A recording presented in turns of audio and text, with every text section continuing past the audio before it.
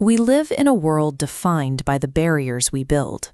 You step out of your house, turn a key, and hear the heavy clunk of a deadbolt sliding into place. We use these physical lines to separate our personal spaces from the unpredictable chaos of the outside world. It's a habit so ingrained we rarely question it. We rely on small pieces of machined metal to stand between us and anyone who might want what we have. When we feel vulnerable, we add more layers. We wrap heavy chains around our handles and clamp down thick brass padlocks, broadcasting a clear physical message of absolute distrust in our environment. But in the state of Maharashtra, India, a village called Shani Shingnapur operates on a completely different set of rules. Look closely at the traditional houses lining the street. The entryways are wide open, built completely without door frames. Close inspection reveals no hinges, latches, or mounting points for hardware, just unobstructed access from the street to the living room. In a modern era where theft is a universal reality, a completely exposed community should be an easy target.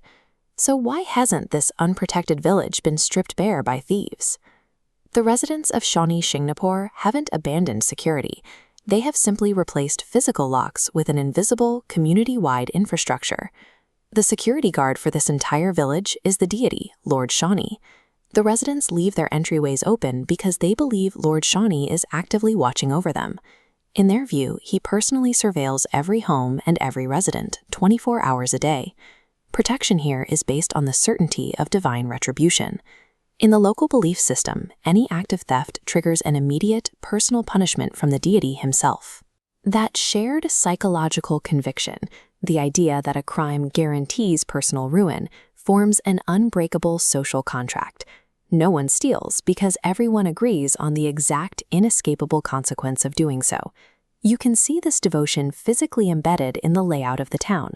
Bright red signs carrying Sanskrit prayers are prominent fixtures here, ensuring that Lord Shani's presence remains a constant, visible reality for anyone walking through the streets.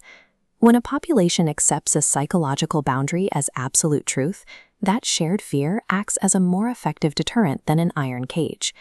A shared religious belief protecting humble village homes is one thing, but institutional finance usually operates in a much more rigid environment.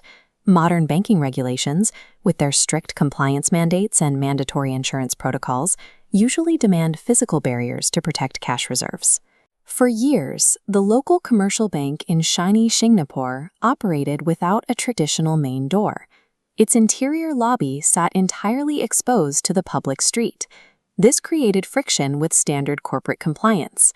While HQ demanded metal gates, the village's local faith overrode those modern protocols. The residents insisted that adding a lock would show a lack of faith in their guardian. The fact that a functioning commercial bank could hold vast amounts of cash in an open room shows that this system is more than just folklore. It is a functional, enforced reality. When an entire population aligns behind a single belief, institutional finance finds itself forced to adapt to that local reality. The example of Shani Shingnapur suggests that the concept of a lock can be entirely psychological.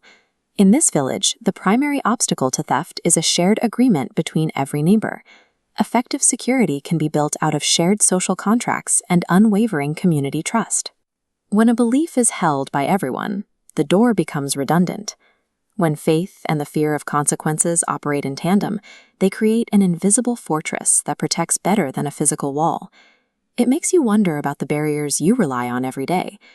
If you were stripped of your keys and alarm systems, could your modern logic survive in a truly trust-based ecosystem? Knowing there are absolutely no physical locks protecting you, would you have the courage to sleep soundly in this village for a single night? If you would dare to sleep in Shani Shingnapur, let us know in the comments. And if you want to keep exploring the most fascinating, hidden stories of how our world works, make sure to hit that subscribe button. We have a new episode of The Explainer dropping next week. See you then.